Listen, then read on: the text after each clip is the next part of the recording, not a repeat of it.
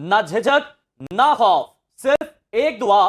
पाक फजाइया के हर एक पायलट ने दुश्मन पर हमले से पहले अपने हाथों से वसीयत पर दस्तखत किए।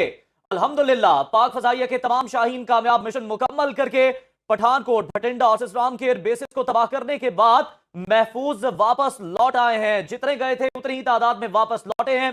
साथ ही साथ हम आपको ये विजुअल्स भी दिखा रहे हैं। ये उस वक्त के विजुअल्स हैं जब हमारे जवान पाक फजाइया के पायलट्स ने दुश्मन पर हमले से पहले अपने हाथों से वसीयत पर दस्तखत किए।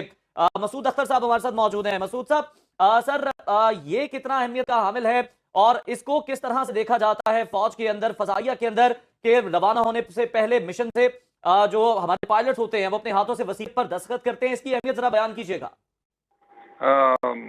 मुझे खैर इस चीज का अंदाजा तो ज्यादा नहीं है, मगर एक चीज मैं बता दूं आपको।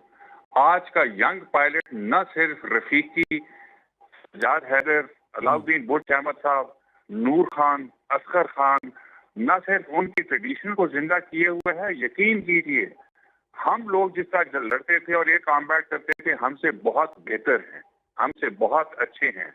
और इन लोगों ने जो काम किए हैं आखिरी यंग गन, और उन्होंने जब 60 मिनट पूरे 1 घंटे का एयर कॉम्बैट और दीरिया कॉम्बैट किया इंडियन एयर फोर्स के रफाल्स के साथ और बेहतरीन तैयारों के साथ उनके एरिया में जाके, तो उन्होंने तारीख रकम की है। ये खैर जो आप बता रही हैं इसका मुझे ज्यादा इल्म नहीं है, लेकिन ये जज्बा है हमारे पायलट्स का कि उन्होंने अपनी जान हथेली पे रख के दे have taken a commitment to defend the nation.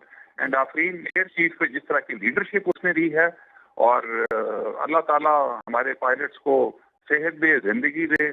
I think they are great asset for the nation. लेकिन जो मैं बता रहा था, दिस इंडिकेट्स द रिजॉल्व। जो सीसा पिलाई हुई दीवार है, ये इंडिकेट कर रहा है रिजॉल्व।